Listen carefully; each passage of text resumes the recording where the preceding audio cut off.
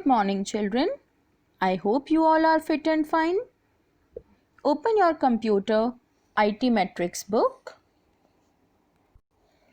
We will continue reading our chapter number 2, Functions in Excel. In our previous videos, we have read about the cell addresses, different types of cell addresses, calculations in Excel by using formulas, copying formulas, and now in this video, we will start with the functions. Students, come to page number 23 and start reading about functions. Have pencils in your hand. Excel also offers some predefined formulas. The instructions for these formulas are already defined in Excel. You have to select a predefined formula, give data, and Excel will automatically use its defined instructions to calculate the result. These predefined formulas, predefined means already set, already made formulas, are known as functions in Excel. The data that is entered while using a function is known as function arguments. Mark this line. The data that is entered while using a function is known as function arguments. Excel offers a wide variety of functions. It means MS Excel offers you a wide variety, a wide options of applying different functions or formulas. To insert a function in a spreadsheet, follow the steps shown in figure 2.5. Now here students, we will understand how to apply different formulas which are already set in your computers. Now those students who have computers at their home can do this simultaneously. Now first of all, click on the Formulas tab. Second step is to click on the Insert Function tool. This arrow is showing you the Insert Function tool. Now a dialog box will be opened in front of you. Click here to open the category drop down list. After this, your step number 4 is to select a category from all these options, like all, financial, date and time. From these all the options, select a category from which a function is to be inserted. Then after this, select a function. For example, you have chosen this bar text. Select a function from the list and then finally click on OK to open the function arguments dialog box to enter data for the function. These 6 easy steps are for inserting functions. Now we will understand how to insert function arguments. The function arguments are different for different functions. Function arguments are given in round brackets after a function definition. That is, here is an example, is equal to function underscore name and start brackets, that is also called parenthesis, function underscore arguments, then close the bracket. So here you can also insert functions from the drop down menus of different categories of functions such as math and trigonometry, and more functions, statistical, located in the functions library group on the formula tab. Now these all are the options which we will read just now. Like here you can see in the picture also drop down menus for math and trigonometry and statistical functions. Now we will read one by one all the features of math and trigonometry functions and statistical functions also. Students, here is an info box. Read this carefully. While entering data For various functions, you can type a cell address as and when asked by Excel.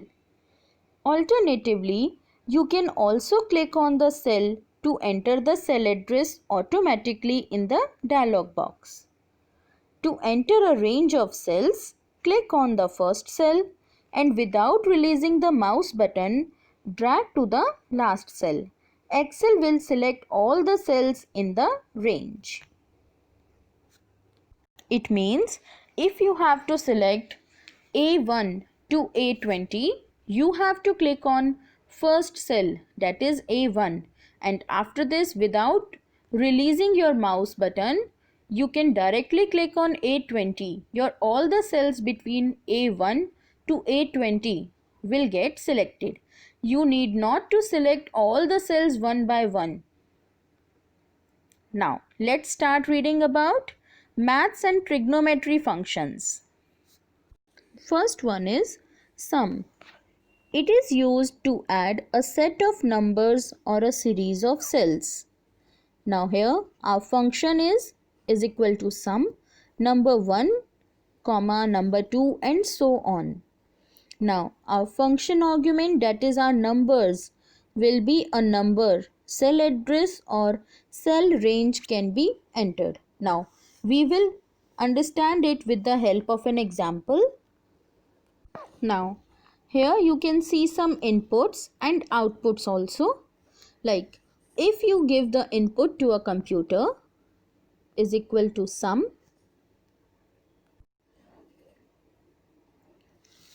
start your brackets 8, 16, 5, then close your brackets. It means you are instructing computer to sum, to add 8, 16 and 5. Then it will give you an output 29, which is its answer. Now let's look at our second example.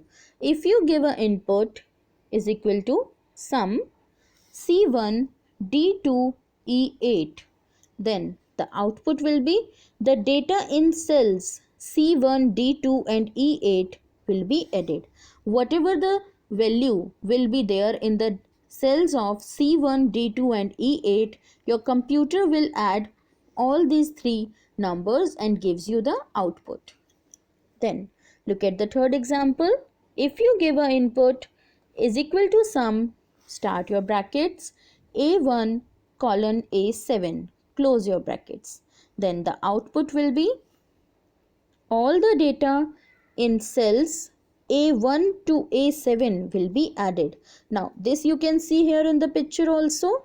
If you will give your computer an instruction to add all this 12, 22, that is from A1 to A7, then it will calculate the sum from 12, 22, 34, 73, 65, 23, 45, all the 7 columns, all the 7 cell addresses, and it will produce you an output with 274.